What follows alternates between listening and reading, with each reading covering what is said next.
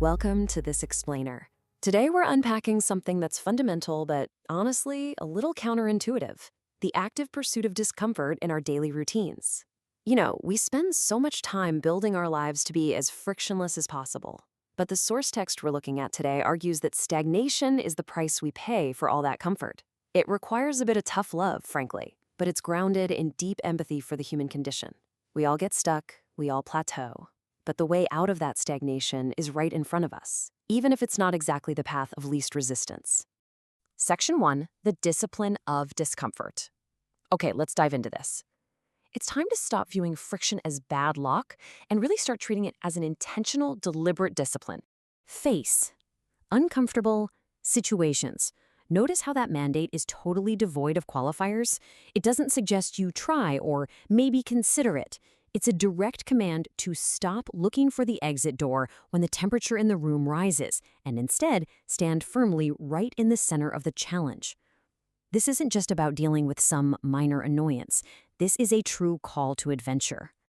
Section 2, the power of starting small. Now, if facing discomfort sounds a bit intimidating right now, don't worry. The source text provides an immediate, highly practical antidote to disarm that fear. Now, what's really interesting about this slide is how we can deconstruct a simple sentence into a highly actionable two-step playbook for personal growth. Step 1 is the mindset shift, that overarching commitment to actually face the situation. And step 2 is the methodology, starting small. Breaking it down like this gives us a highly sustainable model. It prevents that immediate burnout that happens when you throw yourself into maximum discomfort on day 1.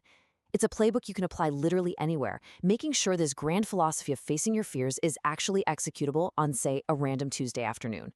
You can start with something small. Just think about how reassuring that freeze is.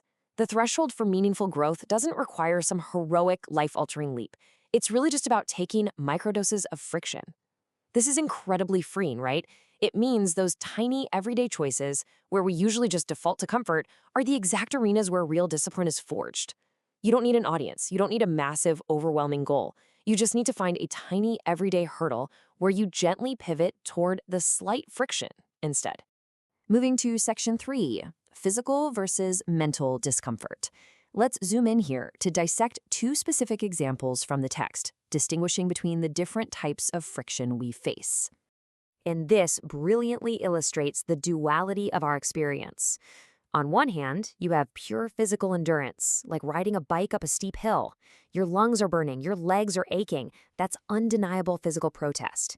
But then, on the other hand, you have mental vulnerability, like joining an activity you're totally terrible at. You might not break a physical sweat, but the psychological sweat of being the absolute worst painter in a beginner's watercolor class, well, that can be far more agonizing. Because let's be honest, for many of us, the ego challenge of lacking proficiency is infinitely more terrifying than muscle fatigue. Yet the absolute brilliance of the text here is how it places a temporary burst of physical pain on the exact same level as stripping away your intellectual status. It shows how starting small applies equally well to challenging your physical body and humbling your own mind. Both are equally valid pathways to expanding your tolerance for the unknown. Section 4, your next uncomfortable step. Let's zoom back out and connect this directly to you, why this matters, and how you can apply it today.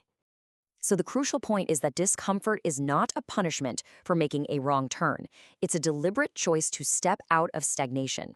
Every single time you consciously choose the slightly harder path, you are actively participating in your own evolution.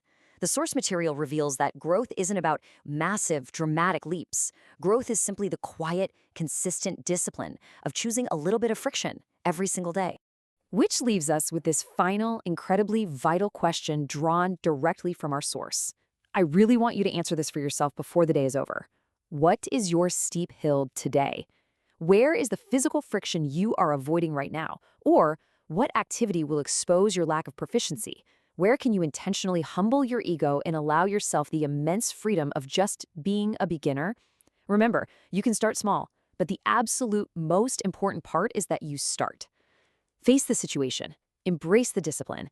Thank you so much for joining me for this explainer, and I hope you leave here today completely ready to challenge your own comfort zone.